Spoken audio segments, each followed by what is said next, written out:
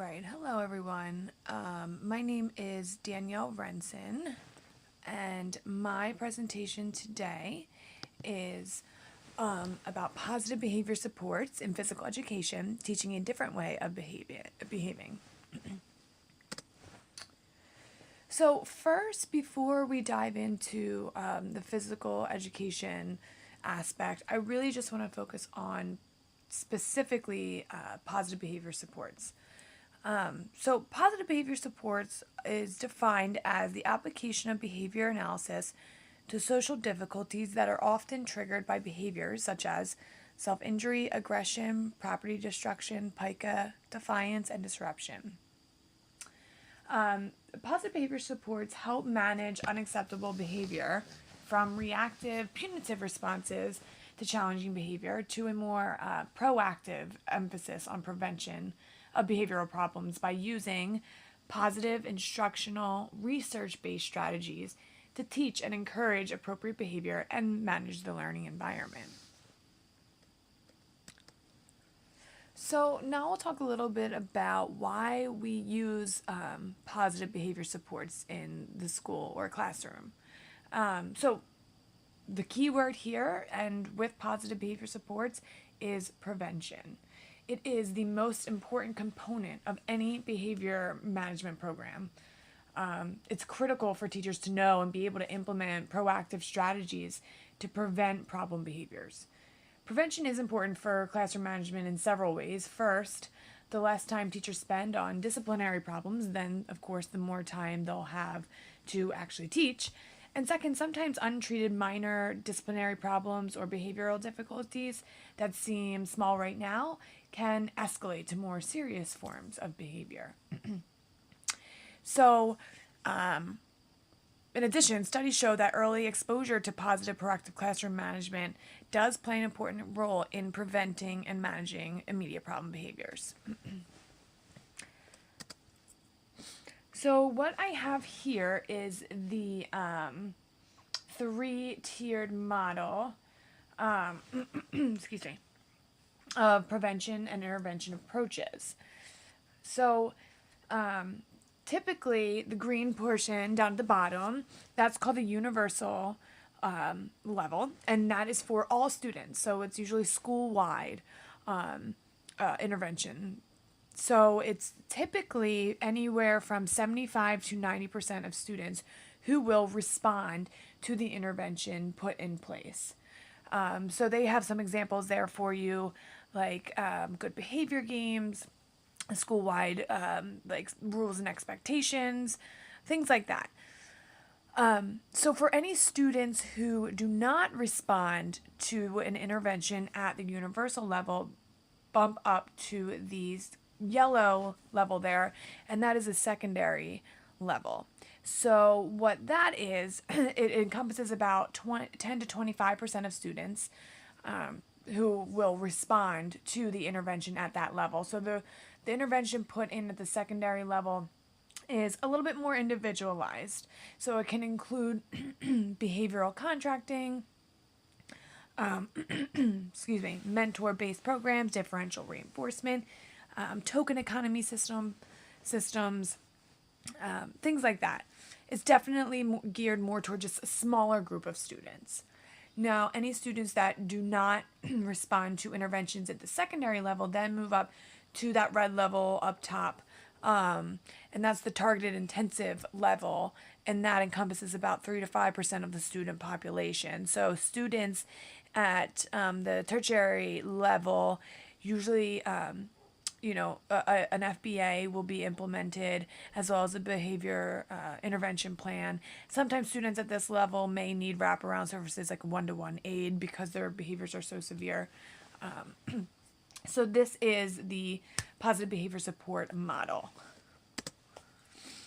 So primary components of positive behavior supports. It is to prevent, teach, team, database. So prevent, obviously, that's something, like I said, I will be talking a lot about in this presentation. It is the whole point of positive behavior supports. So it prevents challenging behavior. It teaches new skills. It encompasses a team approach So that is, using a variety of different perspectives, and just increasing teacher accountability. The last one is data-based decision making. So all decisions, when trying to come up with a positive behavior support plan, it comes from somewhere. So everything that you do will be data-based.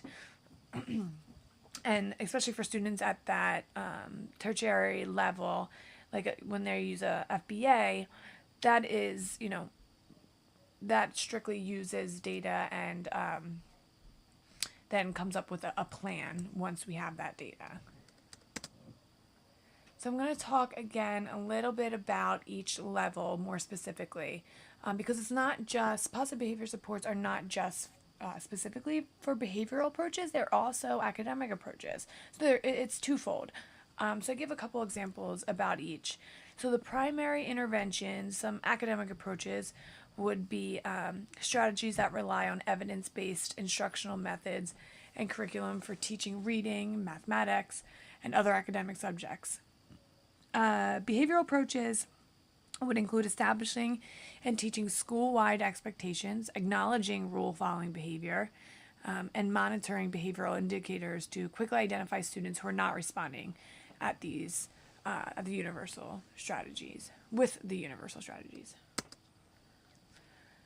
Secondary interventions, the academic approaches would include small group instruction in the areas of the deficit, so usually it's reading or writing, but along with more frequent progress monitoring.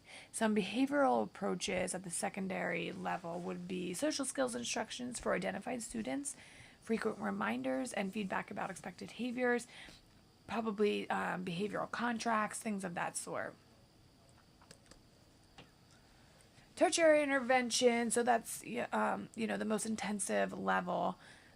Some academic approaches would be very individualized reading or mathematics instruction using a completely separate curriculum and specialized instructional methods.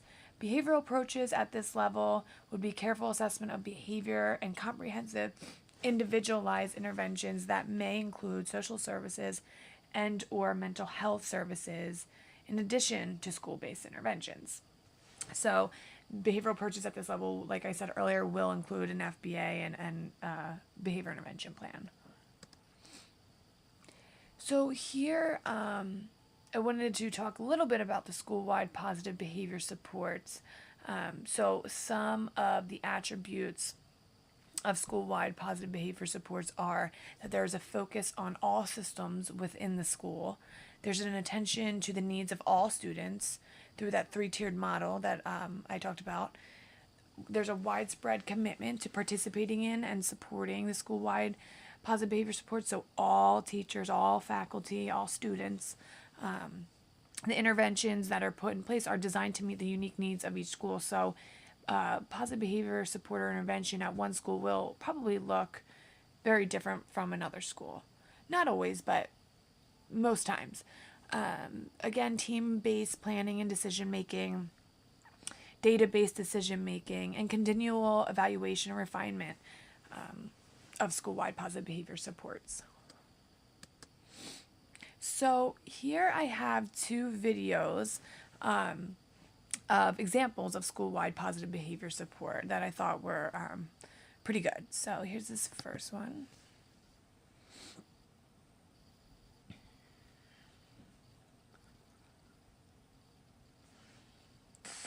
On Thursday, September 17th, students from Hempfield and East visited the high school for a school-wide behavior assembly. During the first week of school, elementary completed activities that focused on the 4 Trojan traits: be kind, be safe, be respectful, and be responsible.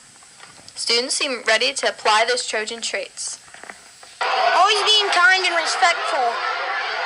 Not running in the halls. Not yelling when you're not supposed to. Not throwing things around and hitting people and not keeping your hands to yourself. The principal was responsible for creating the system to inspire kids to know what good behavior is and how to use it. Our program is to teach positive behavior at the elementary school and reward the good things and catch our kids being good. We're very excited about it, and we're looking forward to our Principals 200, which will honor our best students, our best behaved students each month. So we're looking forward to it and appreciate your support. It seems like the students from Hempfield East learned a lot from the assembly. Hopefully they can apply their Trojan traits in the future. With Trojan News, I'm Nicole Sorg. On Thursday, September... What I really like about that video is how the principal emphasized, how the students will be rewarded for their good behavior, for demonstrating good behavior. I think that's obviously a very important component of using positive behavior supports. So this, it doesn't look like it, is another video of an example. Oops. Second here. Do that. Okay.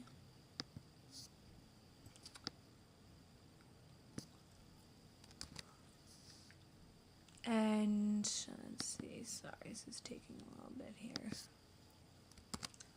Okay. Hi, Mrs. Thatcher. Here's my check-in ticket. Good morning. How was your night last night? Good. Good. Did you get some of your homework done? Yeah. Have a seat. Looks like you have a parent's signature, so that's good. I'll put that in your file. See, but you said your homework is done? Mm-hmm. Perfect. So, let's take a look here. Looks like you need 54 points for today. How many points are you hoping you can get? 54. And what are you going to do to get those 54 points? I'm going to be saying, like, proud. Mm-hmm. And be safe, respectful, and responsible. Perfect. Sounds like you have a big goal for today. In addition to being Sound Like Proud, I would really like you to focus on getting that homework done in your study hall today. Mm-hmm. And I'd also like you to do what the teachers are asking you to do. Okay. All right, so, and also a goal I have for you today is to tell 2 friends something nice. Okay, all right. Have a great day. Thank you. See you after school. Yeah.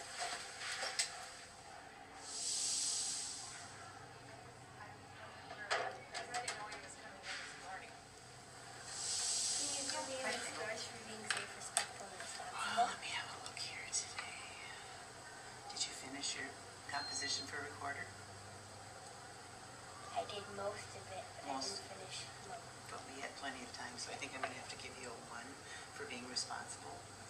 How about being respectful when I asked you to put the pencils and everything away? Were you able to do that? Yes. Oh, great, great. Then you get a 2. Thank you. Good job, Kendall. Keep up the good work on being respectful. Let's make sure we get our work done.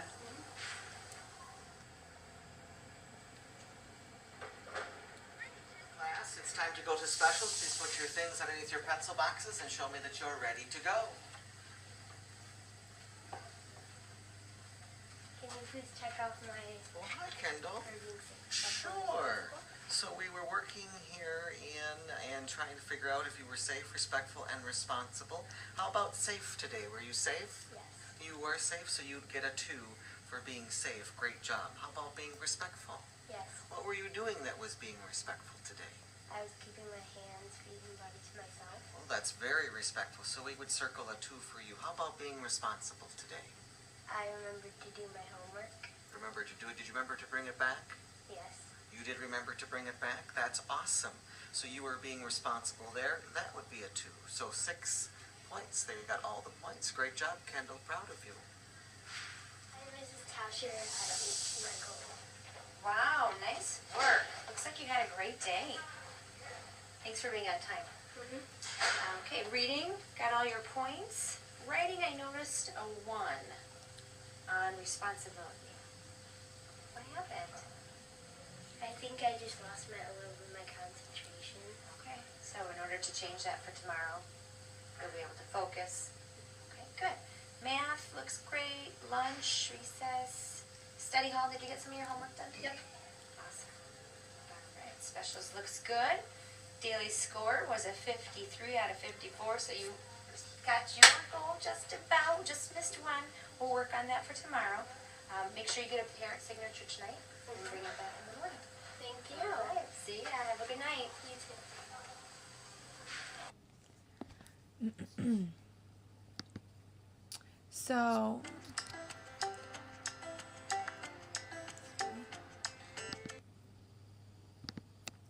I love that video. I love that idea. I think it's a great example of how that school or really that teacher uses positive behavior support in her room to really prevent behavior. So I think what I liked most about this intervention that they put in place was every teacher that the girl encountered was very specific about the behaviors that the girl was engaging in, all of their positive behaviors. So the student knew exactly what she was earning points for. So I think that's really important. It was clearly motivating for the student. And I think this technique would be used or could be used for students with autism. I think it would be a great technique, maybe for an individual who was high functioning, so an individual who would understand this intervention and find it motivating. But I think it would be a great idea for an individual with autism. I also like how in the beginning of the video, I don't know if you caught it, the teacher also gave the student a goal to give out 2 compliments to friends, I think she said. So I just think that's so awesome. The only thing that I maybe would add is if the student met their goal to provide some sort of reinforcement. But other than that, I think, I love the check-in, check-out idea. I think that's a great example of using a positive behavior support in the classroom. So now we're going to talk more specifically about positive behavior support and autism. So, first of all, what autism may look like in the school setting. As I mentioned in previous slides, some students may need additional support outside of the primary school level. So many of these students are students with disabilities, such as autism. So now that we do have the basic understanding of positive behavior supports, again, like I said, I just want to shift gears and talk more specifically about autism and positive behavior supports and how to support a student more specifically in the physical education setting. So the 3 core deficits of autism are, which I'm sure you all know, are behavioral difficulties, communication difficulties, and social difficulties. So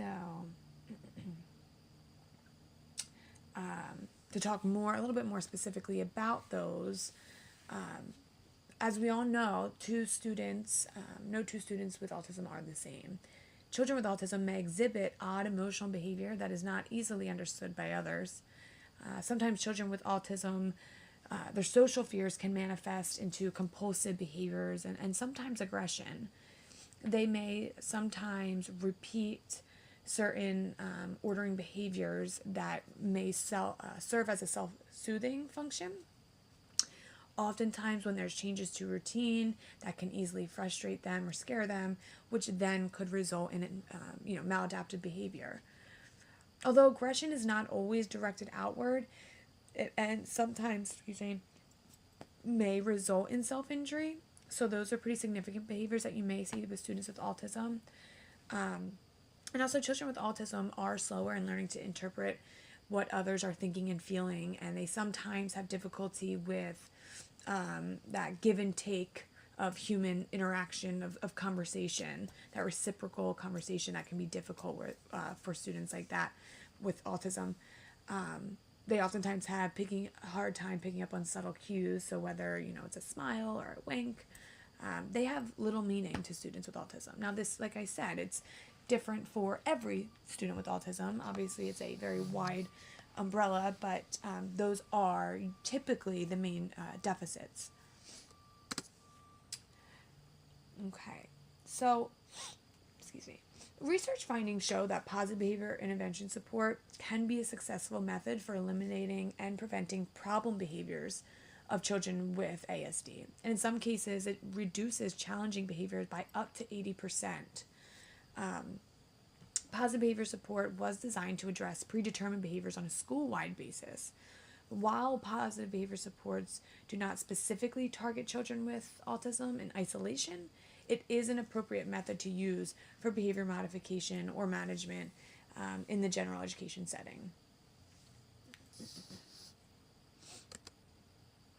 So, when using a positive behavior support system, routines should be inclusive and designed to decrease the frequency and duration of any maladaptive or problem behaviors.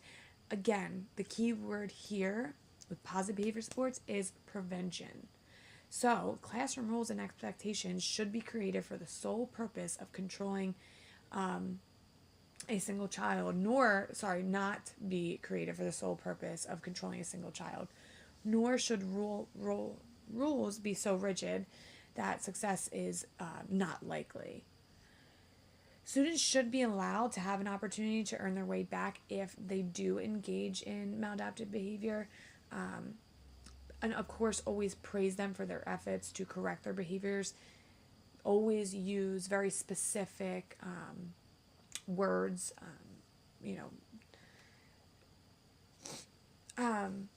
It is always important for teachers to model, remind, and visually support and enforce these behaviors and rules and expectations in the classroom. Teachers who do establish basic classroom rule and review them frequently are more likely to have great success with children with autism. As with rules and expectations, classroom routines, they should begin small and then increase as the student begins to make progress. Okay, so when using positive behavior supports in an inclusion classroom or a physical education classroom, whatever it may be, teachers should take into consideration many factors. So, for instance, verbal communication of expectations and rules should use simple language when you can, and it should also be accompanied by visual representations. This is especially important for students with autism. It's important to keep in mind that students with autism sometimes lack that appropriate receptive language skills, and they lack the skills to differentiate the multiple levels of verbal and nonverbal cues that are present. So that's why it's helpful for you always to pair visuals with directions or rules or expectations.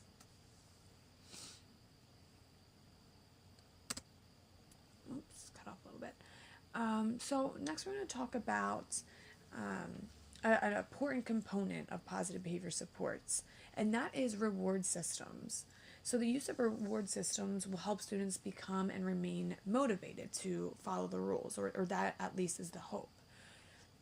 So it reinforces positive behaviors and expectations. It increases motivation, like I said, improves behavior and academics, so you can use it for both areas. It increases on-task and attending behaviors, produces immediate and quick results usually, and it provides a visual, concrete reason for students to work towards that goal.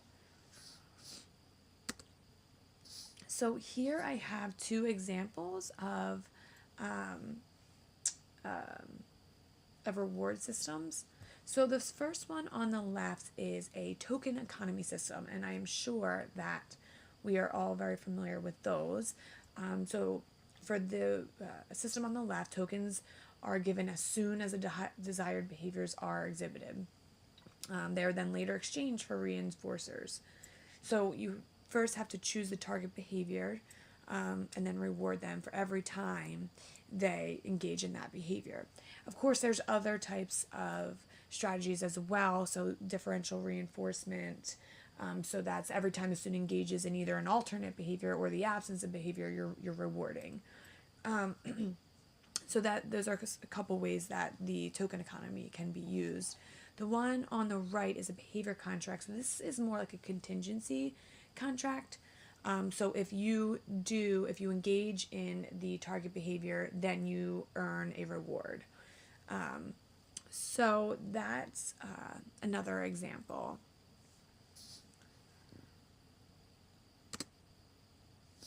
So I want to talk now about positive behavior support in physical education.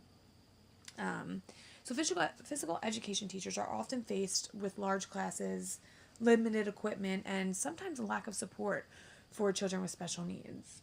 Positive behavior support strategies are not just limited to classroom and can be effective tools used in physical education as well. Students with autism need structure. This is extremely important, as I'm sure you all know. So, using positive behavior supports in the gym class can allow teachers to build structure in the classroom and in return help manage behavior and help prevent future behavior from happening. Physical education teachers who use positive behavior supports in their classrooms will include structured activities, teach students behavioral expectations, teach social behaviors required to perform the educational expectations, and maximize engagement and success. So as you know, gym classes can be a little hectic and crazy at times. So for a student with autism, this may be really difficult for them. So I found this video of a physical education teacher who uses his positive behavior support in his room is the use of very structured activities. So I thought this was a great video, and let's put it in here, that demonstrates positive behavior support in physical education.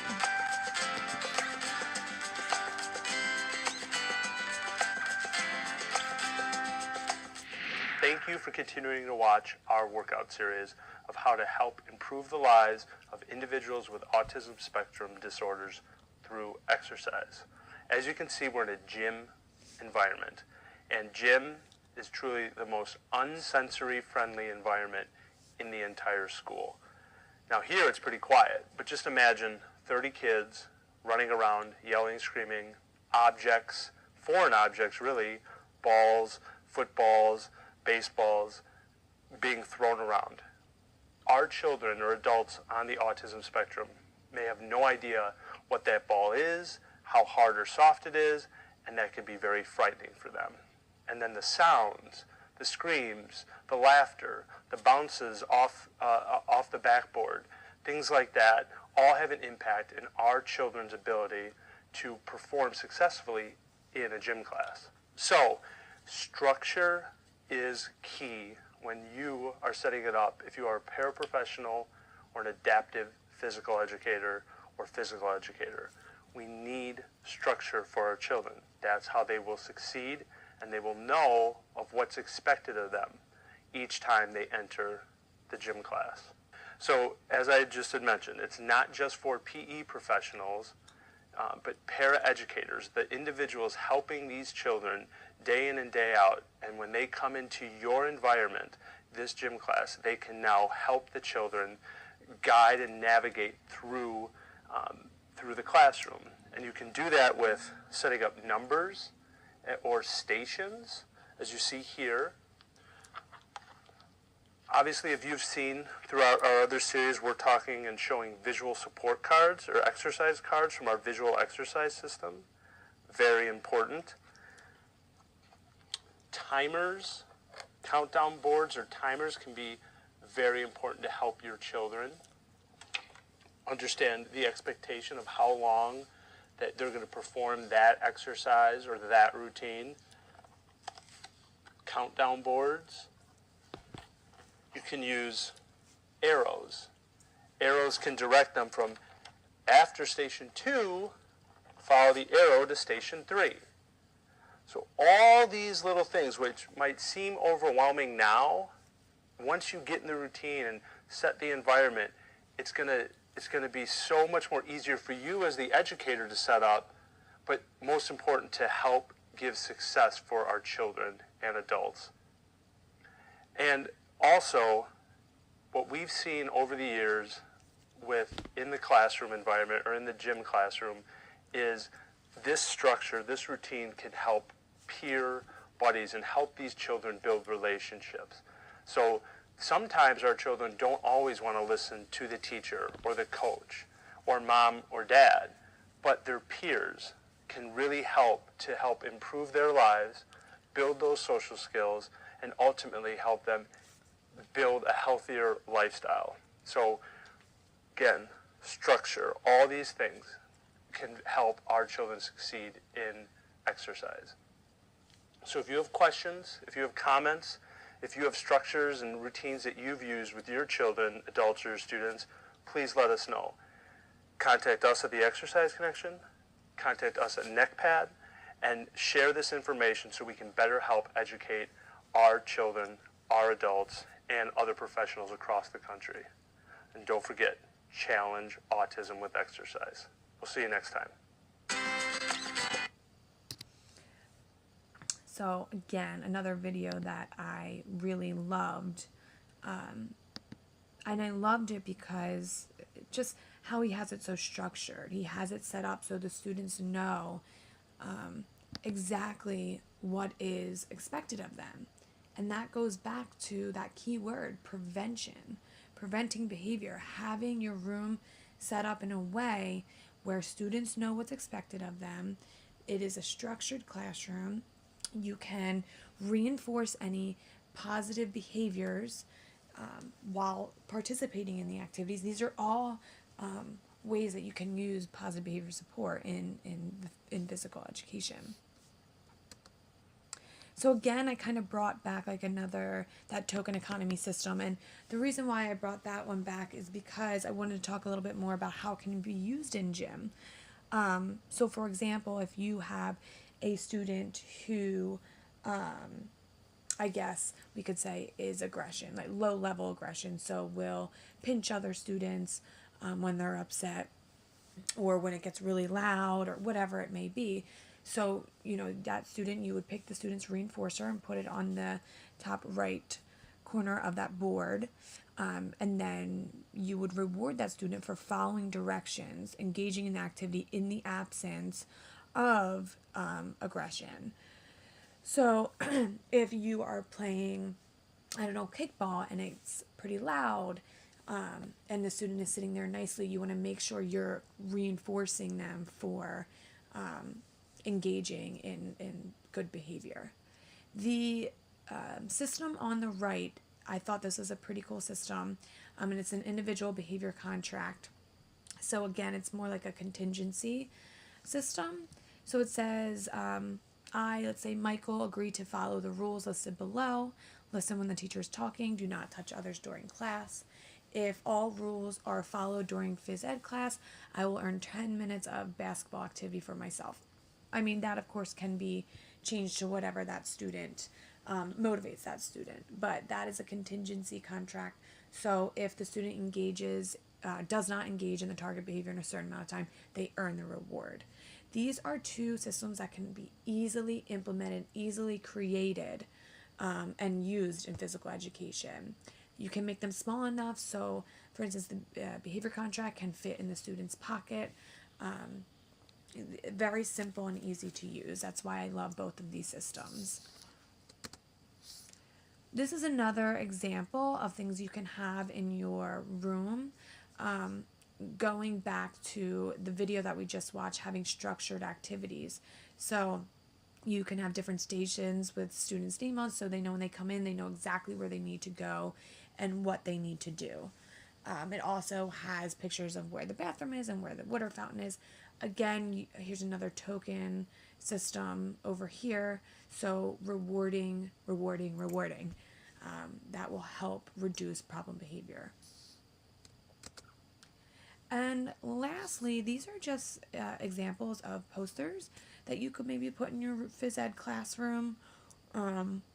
Again, as I stated in earlier slides, it's important to have not only written expectations and rules, but the written rules should also be paired with visuals because that's very important for students with autism. So the activity, I'm going to show you a video. And when the video is done, it's kind of strange, but I want you to tell me what the teacher did wrong. And tell me whether or not he used any positive behavior supports. Did he have any put in place? If not, I would like you to name one strategy that the teacher should implement to help prevent future problem behavior.